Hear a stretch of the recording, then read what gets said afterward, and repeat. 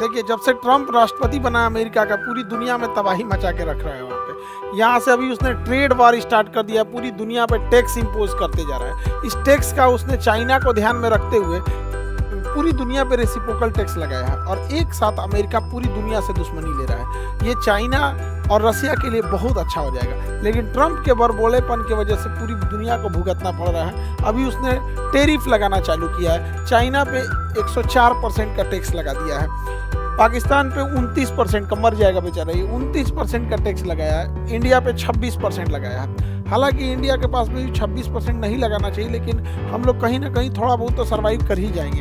अब बांग्लादेश पे 37% लगाया है, और बांग्लादेश आजकल ज़्यादा उड़ रहा है मोहम्मद यूनुस के इसमें। यहाँ पे बुढ़ऊ तुम्हारा दिन खराब आने वाला है, समझाते हैं कैसे।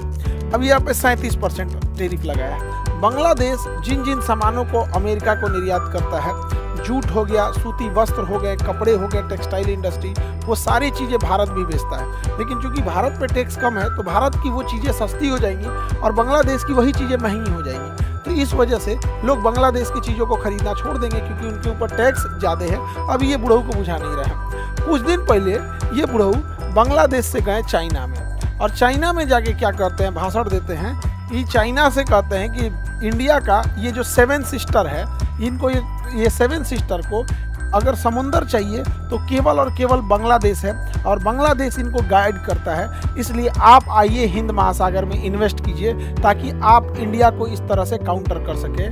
ये बात बोला ये बुढ़ऊ यहाँ पर, जबकि समझिए इस इंसान को कितना एहसान फरामोश है।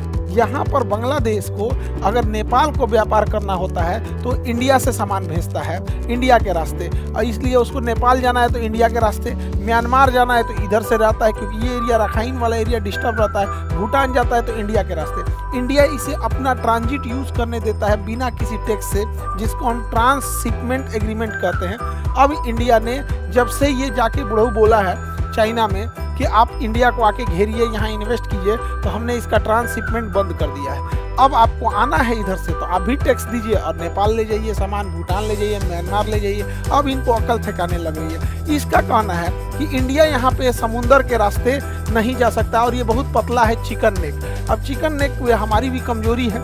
चिकन नेक यह पतला सा रास्ता है, यह छोटा सा 22 किलोमीटर वाला ये पतला सा रास्ता जो है, इसी के माध्यम से हमारा ये 7 सिस्टर जुड़ा हुआ है। नहीं तो ये 7 सिस्टर को महज ये 22 किलोमीटर पतला रास्ता अगर काट दिया जाए तो हमारा 7 सिस्टर कट जाएगा। उसी का मजाक उड़ा रहा था ये बुढ़ऊ। बांग्लादेश का ये वाला जो राज्य है, इसका नाम है रंगपुर। ये रंगपुर जो है, अगर ये कब्जा हो गया रंगपुर जगह, तो काम खत्म हो गया। अगर हम इसको कब्जा कर ले तो ये पूरा बराबर हो जाएगा। अब हम लोग को आने जाने में कोई दिक्कत नहीं, ट्रेन ले जाएंगे, बुलेट ट्रेन ले जाएंगे, हाईवे ले जाएंगे, सब ले जाएंगे। हमारा जो पतला गर्दन था चौड़ा हो जाएगा। और बांग्लादेश ये मत समझो कि हम लोग ये नहीं कर सकते। तुम्हारे नॉर्मल डिलीवरी में मदद हम ही लोग किए थे, समझ में आएगी नहीं। 1972 में जब तुम्हारा पाकिस्तान से नॉर्मल डिलीवरी नहीं हो पा रही थी ना, तो हम ही लोग ने नॉर्मल डिलीवरी कराने की कोशिश की थी, बाद में ऑपरेशन से कराना पड़ा था। 1971 की लड़ाई 72 में आज़ादी हुए थे, तो दादा लगते हैं हम लोग। अब मोहम्मद यूनुस ये सब चीज़ों को समझो, वरना अगर ये कब्जा कर लिए तो कहानी खत्म हो जाएगा। इसके अलावे आप जो कह रहे थे कि हमारे पास यहाँ पे समुंदर नहीं है, ये जो त्रिपुरा राज्य है हम लोग का, त्रिपुरा, इससे महज 15 से 20 किलोमीटर बाद समुंदर स्टार्ट हो जाता है। अगर हम लोग इसको थोड़ा सा कब्जा करके नीचे उतर जाए तो त्रिपुरा यहाँ से समुंदर मिल जाएगा। तो क्यों ना हम मेघालय को ग्रेटर मेघालय बना दे और त्रिपुरा को ग्रेटर त्रिपुरा बना देते हैं, काम खत्म। एक्सपीरियंस भी है, इंडियन आर्मी के पास इसका अनुभव भी है, कहाँ कहाँ क्या चीज़ है, यहाँ घेर देगा यहाँ पे। इससे बांग्लादेश का ये चटगांव राज्य, जो उसका सबसे बड़ा राज्य है चिटगांव, और सूर्यसेन ने चिटगांव शस्त्रागार को लूट लिया था, तो चटगांव राज्य कट जाएगा। चटगांव राज्य जब कट जाएगा तो ये एरिया में बांग्लादेश का पावर कंट्रोल भी खत्म हो जाएगा। देखिए, बांग्लादेश का ये जो स्टेट है ये रंगपुर है। ये रंगपुर को अगर हम काट देते हैं मेघालय को बड़ा करने के लिए, कि हम मेघालय को ग्रेटर मेघालय बनाते हैं, तो ये हो गया ग्रेटर मेघालय। हम लोग का जो रास्ता पतला सा था अब वो चौड़ा रास्ता हो जाएगा। अब यहाँ देखिए, ये बांग्लादेश है। बांग्लादेश से इनका कहना है कि इन लोगों के पास समुंदर नहीं है, तो त्रिपुरा को अगर हम थोड़ा सा 15 किलोमीटर 15 से 20 किलोमीटर नीचे लाएं तो ये समुंदर के पास आ जाएगा। जाएगा। अब त्रिपुरा के पास अपना समुंदर हो गया, जब त्रिपुरा के पास अपना समुंदर हो गया तो हम लोग का टेंशन खत्म। इन लोग को समुद्र मिल गया यहाँ से, और हम लोग का ये चिकन नेक जो पतला सा रास्ता था ये भी चौड़ा हो गया।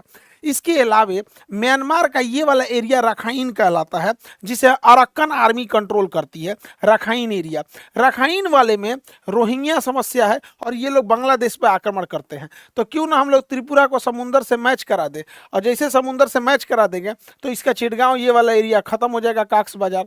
और इंडिया में जितने रोहिंग्या हैं जो बांग्लादेश से भाग के आए हैं, उनको कहा जाएगा भाई तुम यहाँ जाके रहो, अपने नेटिव स्टेट में जाके रहो, हमारे यहाँ कह लिए चलाए हुए भेज दीजिए यहाँ पर। और ऐसा नहीं है कि बहुत टफ काम होता है, यहाँ से यही एरिया तो काटना है, ये इसका रंगपुर काट लेंगे, यहाँ से सिलीगुड़ी गया काम से, ये चिकन नेक यानी सिलीगुड़ी चौड़ा हो जाएगा। और ये जैसे काटेंगे त्रिपुरा से ये समुंदर आ जाएगा, यहाँ से ये वाला एरिया को बैठा देना है। म्यांमार में इधर से हमेशा से इंसर्जेंसी होती है, चीन स्टेट। म्यांमार का चीन स्टेट पे अभी चर्चा करते हैं, उससे पहले समझिए कैसे इजराइल ने ये काम जस्ट 2 महीना पहले किया है। यहाँ पर सीरिया में बशर अल असद के सरकार के खिलाफ यहाँ की जनता ने गृह युद्ध करके इसे भगा दिया। तो ये जैसे बशर अल असद सीरिया से बाहर गया ना, ये देश देखिए इजराइल है। ये इजराइल ने तुरंत कब्जा कर लिया गोलान की पहाड़ी को। गोलान की पहाड़ी कब्जा करने के बाद इजराइल जो है सीरिया की राजधानी दमिश्कस से महज 10 किलोमीटर की दूरी पे खड़ा है। जब चाहे दमिश्कस को हरा के खत्म कर सकता है, सीरिया की राजधानी को। तो ऐसा दुनिया में हुआ है, हम लोग भी कर सकते हैं अगर मोहम्मद यूनिस इस टाइप की नौटंकी करेंगे तब। अब अगर हम म्यांमार को देखते हैं तो ये तो बांग्लादेश है। म्यांमार का ये निचला स्टेट जो है इसे हम लोग अरक्कन क्षेत्र कहते हैं, इसी को रखाइन कहा जाता है, अरक्कन या रखाइन। यहाँ पर रोहिंग्या समस्या है। म्यांमार की जो आर्मी है जिसे हम जुंटा कहते हैं, म्यांमार की आर्मी जुंटा इसे कंट्रोल नहीं कर पाती है।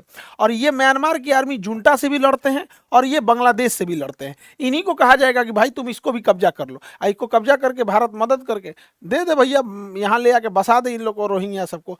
जबकि म्यांमार का ये चीन स्टेट कहलाता है, चीन। यहाँ पे क्रिश्चियंस ज़्यादा हैं। इनका कहना है कि हम म्यांमार में नहीं रहना चाहते हैं, हमें मिजोरम में मिला लिया जाए।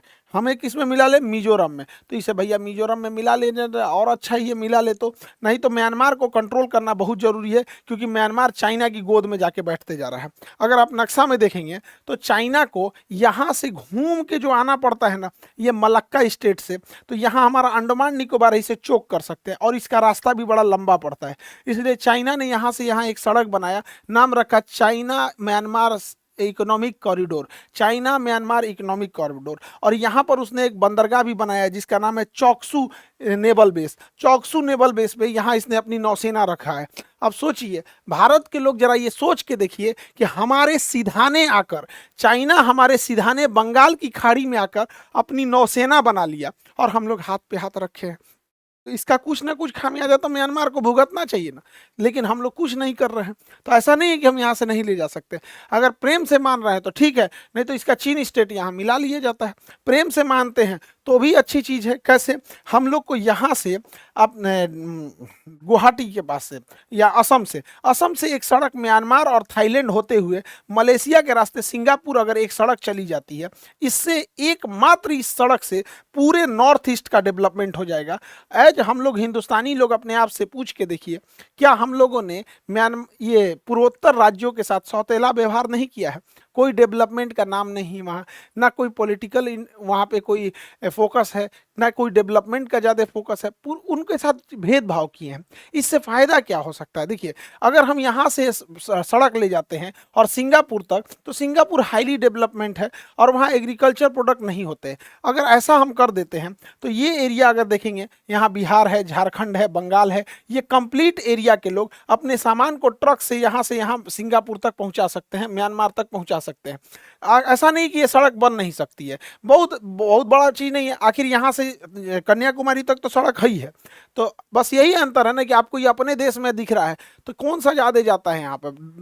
बढ़िया से इलाज करके सबका हो सकता है। आई थिंक ये करना चाहिए, मोदी जी को भी इस पे सोचना चाहिए कि हमारे यहाँ एग्रीकल्चर, नए रोजगार कहाँ से आएगा?